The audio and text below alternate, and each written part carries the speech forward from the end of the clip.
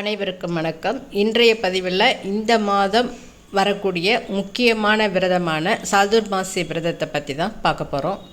இந்த வருடம் வியாழக்கிழமை, அதாவது ஜூலை 10ஆம் தேதி தொடங்கி ஞாயிற்றுக்கிழமை செப்டம்பர் 7ஆம் தேதி முடிவுக்கு வருகின்றது. இந்துக்களோட முக்கியமான விரதங்களில் இந்த சாதுர்மாசிய விரதம் ஒன்று. இதில் ஒவ்வொருத்தரும் அனுஷ்டிக்க வேண்டிய விரதம் அப்படின்னு கூட சொல்லலாம். எல்லா மாநிலங்களும் இது நல்ல முறையில் கடைபிடிக்கப்பட்டாலும் தமிழகம் மற்றும் கேரளாவில் அதிக அளவு விழிப்புணர்வு இல்லாததால் சன்னியாசிகளை தவிர மற்ற யாரும் அதிக அளவில் கடைபிடிக்கிறதில்ல. சாதுர்மாசியத்தோட மகிமை மத நூல்களில் விரிவாக சொல்லியிருக்காங்க. இந்த காலத்தில் செய்யக்கூடிய ஒரு சின்ன வழிபாடு கூட பெரிய அளவில் பலனை தரும்னு சொல்கிறாங்க. இந்த மாதம் வரக்கூடிய இந்த பௌர்ணமியை ஆஷாட பௌர்ணமி, வியாச பௌர்ணமி அப்படின்னு சொல்கிறாங்க. கீதையில் கிருஷ்ண பரமாத்மா சொல்கிறாரு, ரிஷிகளில் நான் வியாசராக இருக்கிறேன் அப்படின்னு சொல்லிட்டு. வியாசரை வேத வியாசர் அப்படின்னு கூட சொல்லுவாங்க. வேதங்களை அவர் தொகுத்து வழங்கினதாலையும் 5ஆம் வேதம் என்று சொல்லப்படுகின்ற மகாபாரதத்தை எழுதினதாலும் அவர் அந்த மாதிரி வேத வியாசர்னு சொல்கிறாங்க. அது மட்டும் இல்லாமல் பல புராணங்களில் பிரம்மசூத்திரம், ஸ்ரீமத் பாகவதம் ஆகிய புராணங்கள் வியாசரால் அருளப்பட்டவை.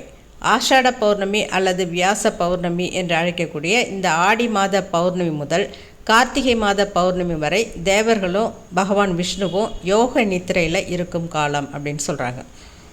அதனால தான் இந்த காலகட்டத்தில் செய்யக்கூடிய இறை வழிபாடு ரொம்ப பலன் தரக்கூடியது அப்படின்னு சொல்கிறாங்க. அது மட்டும் இல்லாமல் இந்த 4 மாதமும் மழைக்காலமாக இருக்கும். அந்த காலத்தில் பல ஜீவராசிகளும் இடம்பெயர்ந்து வாழும். அதனால் அதுக்கு தொந்தரவு கொடுக்காம ரிஷிகள், சன்னியாசிகள், ஆச்சாரியர்கள் இவங்க எல்லாருமே வியாச பூஜை செய்து அந்த நாள் முழுவதும் ஒரே இடத்துல 4 மாதங்களுக்கு தங்கியிருப்பாங்க. இந்த 4 மாதங்களிலும் செய்யக்கூடிய பூஜைகள், மந்திரங்கள், ஜபங்கள் இது எல்லாமே உலகம் முழுக்கும் பல மடங்கு பலன் தரக்கூடியதாக இருக்கும். குறிப்பிட்ட அந்த 4 மாதமும் உணவு கட்டுப்பாடுகளோட விரத முறையை அனுஷ்டிப்பாங்க. முதல் மாத உணவில் காய்கறி, பழங்கள் இருக்கும். 2ஆம் மாதம் பால் மட்டும் இருக்கும். 3ஆம் மாதம் தயிர். 4ஆம் மாதம் பருப்பு வகைகளை தவிர்த்து உணவு எடுத்துக்கொள்வர். இது சன்னியாசிகளுக்கு மட்டுமான விரதம் இல்லை.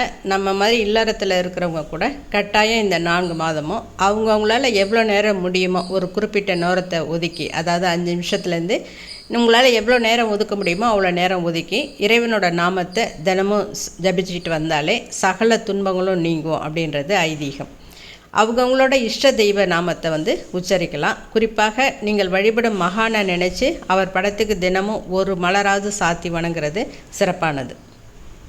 நம்முடைய வாழ்க்கையில் இருக்கக்கூடிய பல பிரச்சனைகளை தீர்றதுக்கு இந்த காலத்தில் செய்யக்கூடிய இந்த வழிபாடுகள் பலனளிக்கும். எனவே இதை தவறாமல் வீட்டில் விளக்கேற்றி குறிப்பிட்ட நேரம் நம்ம நாம ஜபம் செய்கிறது ரொம்பவே விசேஷம். அசைவ உணவுகளை இந்த காலகட்டத்தில் தவிர்த்துறது நல்லது. ஸ்ரீமத் பாகவதம், விஷ்ணு சகஸ்ரநாமம், சிவ சகஸ்ரநாமம் இதெல்லாத்தையுமே ஜபிக்கலாம். மகாபுராணம், சிவா மகாபுராணம் ஓதுறதுக்கும் நம்ம செய்யலாம். ஆலமரம், அரச மரத்தை அப்புறம் பொது இடங்களில் நடவு செஞ்சு பராமரிக்கலாம். வீட்டில் துளசி செடி இல்லைன்னா அவசியம் துளசி செடி நடணும். நாரத மகரிஷியின் தாயார் இது போன சாதுக்கள், மகரிஷிகள், சன்னியாசிகள் இவங்கெல்லாம் சாதுர்மாசிய விரதம் இருக்கும்போது அந்த 4 மாத காலமும் அனுஷ்டானம் செஞ்சுக்கிட்டு இருந்தப்போ அவங்களுக்கு பணிவிடை செய்கிறாங்க. அப்போ அவங்க கொடுத்த பிரசாதத்தால் தான் நாரத மகரிஷி பிறந்தார் அப்படின்னு ஒரு வரலாறு இருக்குது. அதனால் இந்த விரதம் மேற்கொள்ளும் பொழுது நல்ல பலன்கள் நமக்கு கிடைக்கும். இந்த பதிவு உங்களுக்கு பிடிச்சிருந்ததுன்னா நீங்கள் லைக் பண்ணுங்கள், ஷேர் பண்ணுங்கள், சேனலை சப்ஸ்கிரைப் பண்ணுங்கள். நன்றி, வணக்கம்.